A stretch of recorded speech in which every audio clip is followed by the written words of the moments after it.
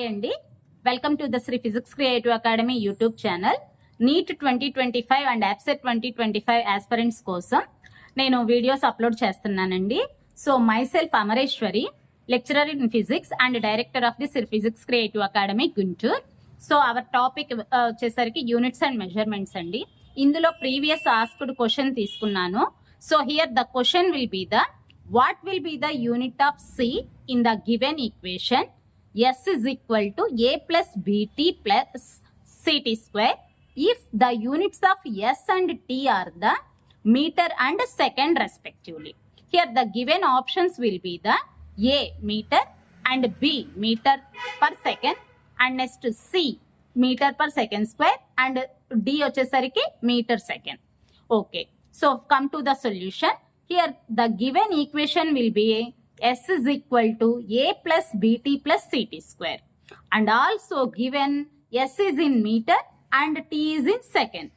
Therefore the above equation can be written as A plus BT plus CT square, that is equal to S, because here A and BT and CT square. So A is equal to meter and BT is also equal to meter and CT square is equal to meter. We all are learned in units topic. So that is, from this we have to find the answer of the unit of this C only. That's why we taking as this part only, that is CT square is equal to S. From this I can write as C is equal to S by T square. That equal to, given S is in meter and T is in second. Therefore meter by second square. This can be written as C is equal to meter second power minus 2. So ఏంటంట, given question వచ్చేసరికి S is equal to, అంటే given question లో equation వచ్చేసరికి S is equal to A plus BT plus CT square అండి. And దీంతో పాటు మనకి ఏమి ఇచ్చారు, S is in మీటర్ ఇచ్చారు అండ్ T is వచ్చేసరికి సెకండ్స్ ఇచ్చారు.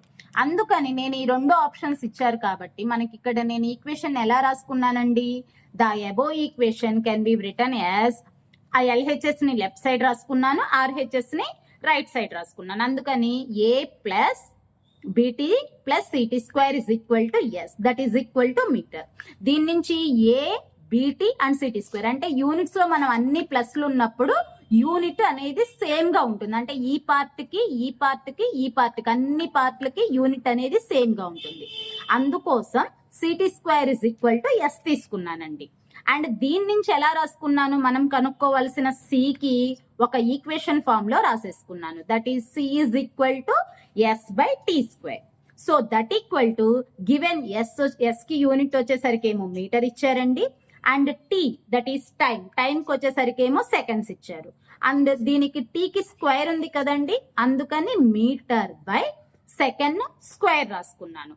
దేర్ఫోర్ ఇప్పుడు C కి యూనిట్స్ ఏమని రాసుకోవచ్చు, మీటర్ సెకండ్ పవర్, ఈ పవర్ న్యూమరేటర్ లోకి వెళ్ళిపోగానే ఏమవుతుంది, మైనస్ అవుతుంది. అంటే డినామినేటర్ లో ఉన్నది న్యూమరేటర్ లోకి రాగానే ఇక్కడ మైనస్ రాస్తాం.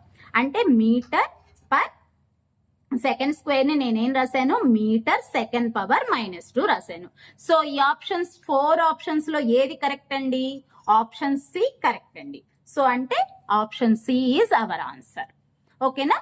So this is the question అండి. ఇది వచ్చేసరికి already APSET and NEET previous years లో అడిగిన క్వశ్చన్.